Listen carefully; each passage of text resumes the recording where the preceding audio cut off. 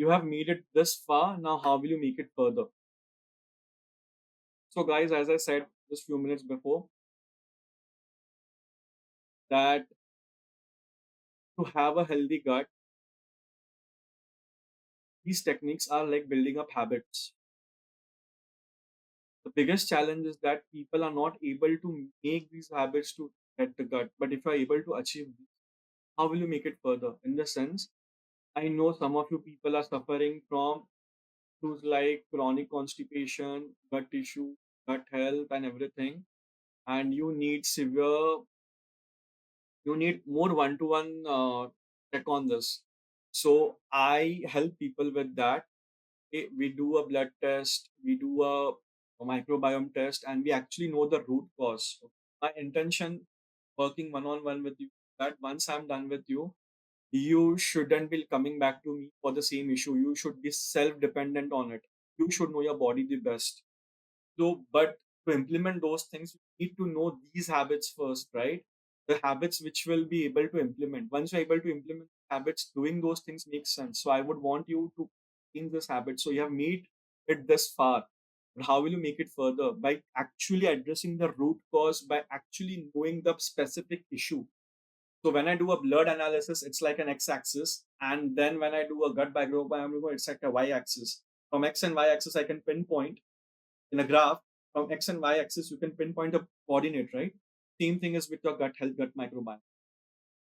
So if you want help with that, you can come to me, you can contact me, and we will understand how to work upon that. Next, promises are meant to be. The normal sentence ends with broken, but let us understand what does the promise affect in your mind. Remember, I told you something about emotional needs which your body goes. When you are breaking a promise, you are actually doing self abandonment, even if the promise is to somebody else or to yourself. For example, you tell somebody that I will come on this time and you do not go. You made a promise which is actually you're telling yourself that I would do it for myself, and you do not end up doing it because you think that nahi kya to chalta hai, it's okay if I don't do it. But understand this thing, guys, when you are promising something, you're not promising because the person demands it. You're promising because you said that you would do it. It's about you. And if you keep on breaking promises like this, okay, you're self abandoning yourself. And this is where is the problem. People, every time they're not able to build habits, they're not able to take care of themselves because they keep on breaking the promise.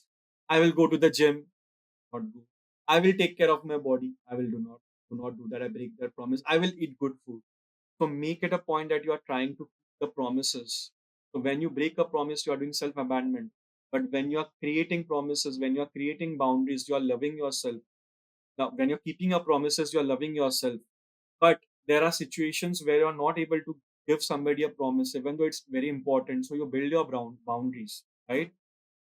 If somebody has asked you that he wants help for certain thing, and if it's not in your capacity, don't promise or don't self abandon yourself that it will make them happy and you go ahead.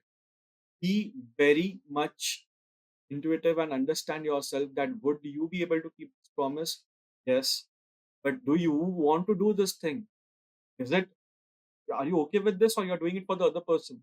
If you're doing it for the other person, then make a boundary to tell them that you won't be able to do it for themselves. Be clear.